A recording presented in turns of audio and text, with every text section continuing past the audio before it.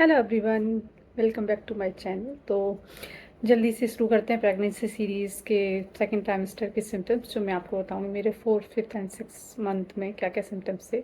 So generally कहा जाता है कि दिस इज़ द ट्राइमेस्टर, जो हनीमून पीरियड। मेरी फर्स्ट प्रेगनेंसी, मुझे लगा था पूरी pregnancy it was everything fine, but हाँ, इस प्रेगनेंसी में ज़रूर फील हुआ है कि हाँ, आपका जो सेकंड ट्राइमेस्टर होता है it is honeymoon period. Because उसमें आप जितने एक्टिव रहते हो, जितना फ्रीली एंड जो भी करना चाहो, इतना डिस्कम्फर्ट इतना कुछ नहीं होता जो आपको अगले आने वाले ट्राइमेस्टर में दिखेगा। तो चलिए शुरू करती हूँ, लेकिन फिर भी मुझे इस ट्राइमेस्टर में भी ऑन गोइंग प्रॉब्लम्स रही हैं। हाँ, आने जाने का, वॉक करने का, ये सब चीज़ें मैंने काफ़ी, खाने पीने में हम जो खा सकती थी उसके हिसाब से। So I was very active in this trimester. So पहला जो सिम्टम था मेरा इस ट्राइमेस्टर में, जो मेरा पिछले आई थिंक थर्ड मंथ और सेकंड मंथ से चला ही आ रहा था, हेडेक। तो इस 4 मंथ में I think the whole 4 month it was severe headache for me. इतना इश्यू हुआ सीवियर माइग्रेन का, कभी कभी होता तो 3 3 4 4 दिन चले ही जा रहा है मुझसे। पेन किलर आप ले नहीं सकते ऐसे ड्यूरेशन में, और जो डॉक्टर ने बोला था आपको पैरासीटामोल लेने के लिए, वो मैं ले नहीं सकती, क्योंकि उससे मुझे कोई इफ़ेक्ट पड़ता नहीं, तो मुझे नहीं, मतलब आई डेंट फील कि मुझे उसको लेना, फालतू में क्यों लेना। तो उससे मुझे कोई फ़र्क नहीं पड़ा। तो बट अभी वो जो सीवर वाला माइग्रेन जो मुझे वॉमिट होती है, और इतना सीवर होता है कि एक साइड आपका, ये या तो इधर साइड होगा या इधर साइड होगा, तो पूरा सर, आँख, ऐसा लगता है पूरा ये पूरा निकल के, मतलब कुछ हो ही जाए, अब पता नहीं क्या ऑपरेशन वॉपरेशन करवा दूँ मैं जिससे निकाल के बाहर आ जाए। तो मुझे हेडेक से आराम मिले थोड़ा। वो मतलब वो बहुत रेस्टलेसनेस होती है, बहुत बेचैनी वाला होता है। तो मेरा नहीं गया वो, आई थिंक 2 3 बार सीवियर हुआ होगा। 2 3 बार हुआ वो, तो 3 3 दिन जाता है। उसके बाद कॉन्टिन्यूसली आप सो के उठ रहे हो, सुबह माइग्रेन, मीन दर्द है, पूरा आँखों में दर्द, सर में दर्द, एंड रात में कभी भी चालू हो गया आपके हो रहा है, कभी कभी तो पूरे पूरे दिन हो रहा है, मतलब हल्का हल्का तो आँखों में ऐसे दर्द और सर में दर्द, वो तो हमेशा ही बना रहा है। प्लस आप सब गैस प्रॉब्लम भी हो रही है कॉन्टिन्यूसली, साथ आपको थोड़ा सा टंग का टेस्ट मेरा 3.5 मंथ के बाद ठीक हो गया। तो लेकिन आपको उसकी वजह से आपको इतना रेस्टलेस हो रही है कि ना तो आप काम कर पा रहे हो, ऑफिस भी चल रहा है, ऑफिस भी करना, कौन इतने दिन की छुट्टियां देगा। तो लेनी भी नहीं थी क्योंकि मुझे बाद में लेनी है। तो अब ये प्रॉब्लम तो आपको पता नहीं है 2 दिन में जाएगी, 4 दिन में जाएगी, तो you have to deal with it. तो बस यही सब चलता रहा, एंड आई ट्राइड कि मैं थोड़ा रेस्ट करूँ, फिर काम करूँ, फिर थोड़ा रेस्ट करूँ, फिर थोड़ा काम करूँ। किसी चीज़ से मुझे आराम मिल रहा है वो चीज़ मैं फ़ॉलो करूँ। जैसे सौंफ खा रही थी मैं, तो हो सकता है गैस की वजह से सर दर्द हो रहा हो, डॉक्टर ने बोला। तो मैं हर खाने की मील के बाद मैं सौंफ खाती हूँ, तो उससे मेरे टेस्ट में भी थोड़ा फ़र्क पड़ता था, एसिडिटी में भी थोड़ा फ़र्क पड़ता था। सो वो मुझे काफ़ी हेल्पफुल था। उसके बाद हाँ, हमारी एनिवर्सरी थी, तो मैंने बोला चलो थोड़ा सा बाहर होके आते हैं। अभी 3 मंथ कंप्लीट भी हो गए हैं डॉक्टर अकॉर्डिंग। तो अभी हम, मतलब डॉक्टर अकॉर्डिंग पहले भी जा सकते थे, बट मैं थोड़ा 3 मंथ तक रुकना चाहती थी।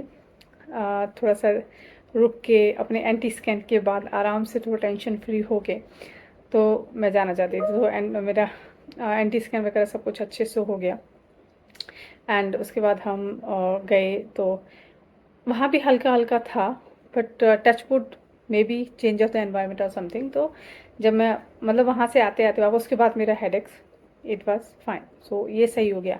उसके बाद मैंने लिस्ट बना के रखी है क्योंकि मैं भूल जाऊँगी क्या क्या थे। हाँ, तो इसके बाद या हाँ, कोल्ड और कफ, तो वो तो हो गया, सही हो गया। ये वाला of and on and of, and on off मेरा चलता रहा है। तो हल्का हल्का सा कोल्ड, नोज़ ब्लॉकेज आपकी, एंड उसके बाद गले में थोड़ी खराश, वो हमेशा थोड़ी थोड़ी थोड़ी थोड़ी चलती रही मेरी इस पूरे ट्राइमेस्टर में भी।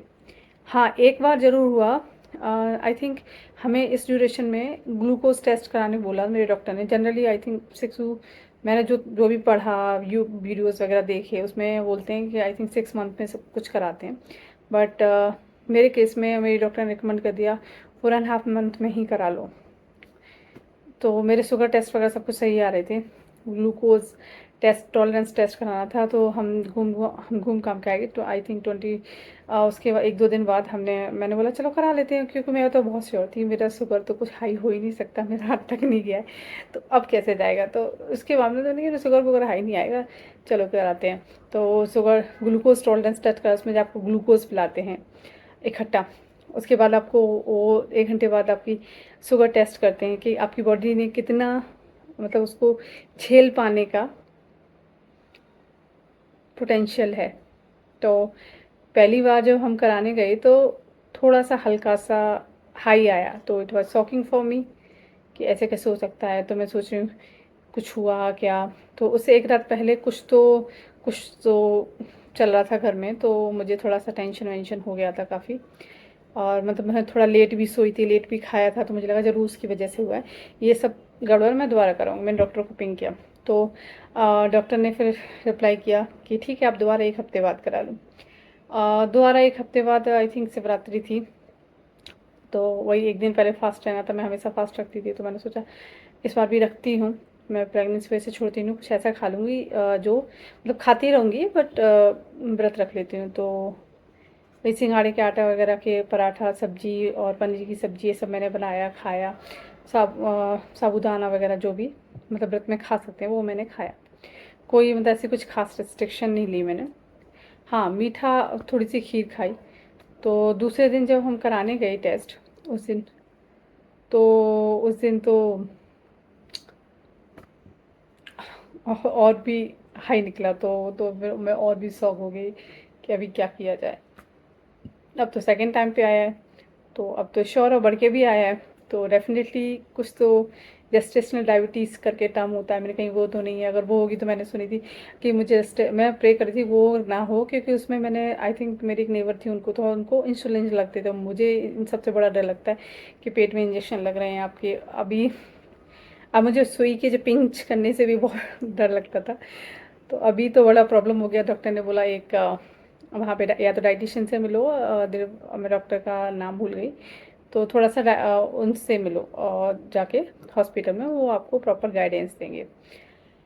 फिर मैं गई डॉक्टर के पास, जो उन्होंने रिकमेंड किए थे मेरे डॉक्टर ने उस सेम हॉस्पिटल में। तो उन्होंने बोला ठीक है, मतलब 1 घंटे बाद, इतनी ज़्यादा नहीं मतलब है, बट जैसे बोलते हैं कि आपका ग्लूकोज टॉलरेंस टेस्ट हो तो 1 घंटे बाद आपकी शुगर आनी चाहिए विदिन 140। और मेरी पहली बार में आई थी 145, दूसरी बार में आई थिंक 165 समथिंग ऐसा कुछ था। मैं अभी मेरे पास फाइल नहीं है।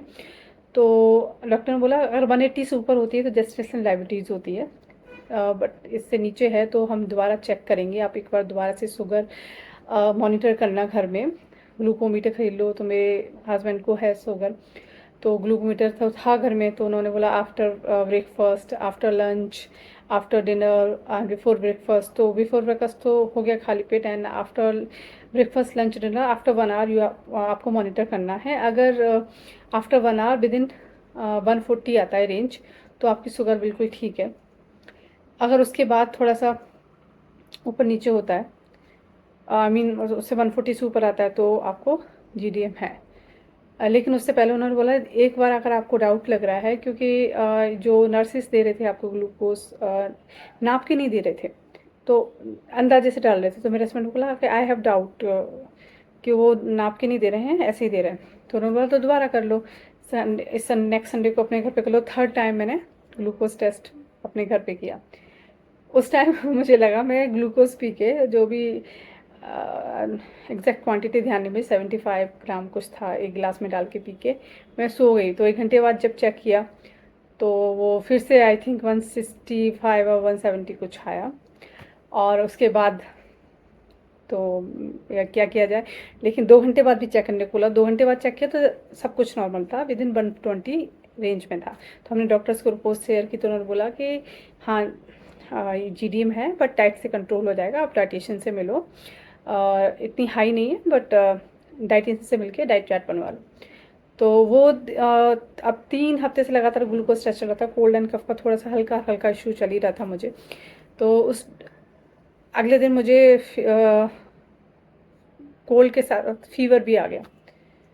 तो हाँ, फिर फीवर आ गया तो मैंने अरे ये तो फीवर आ गया, तो डॉक्टर को बोला, डॉक्टर ने दवाई दे दी। तो cold and cough and fever भी हो गया।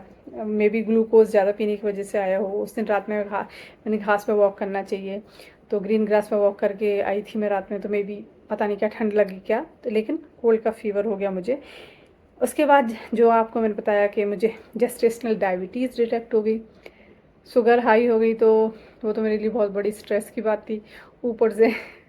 अब चलो ये भी अच्छा है कि आपको इंसुलिन वगैरह नहीं लेना था, मेडिसिन की ज़रूरत नहीं है आपको। डाइटिशियन से मिलके फिर उनको शुगर टेस्ट के रिजल्ट दिखाने थे, उसके अकॉर्डिंग बोल रहे थे देखेंगे अगर इंसुलिन लगेगा कि नहीं।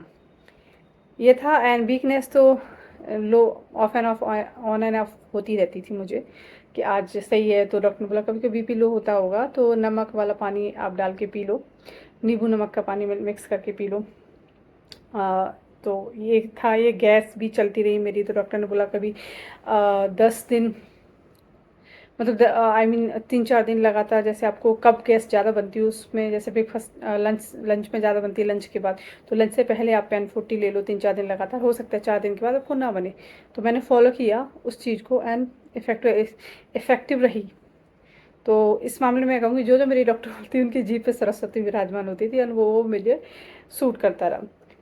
हाँ, ये सारे सिम्टम्स थे मेरे सेकंड ट्राइमेस्टर के मोस्टली।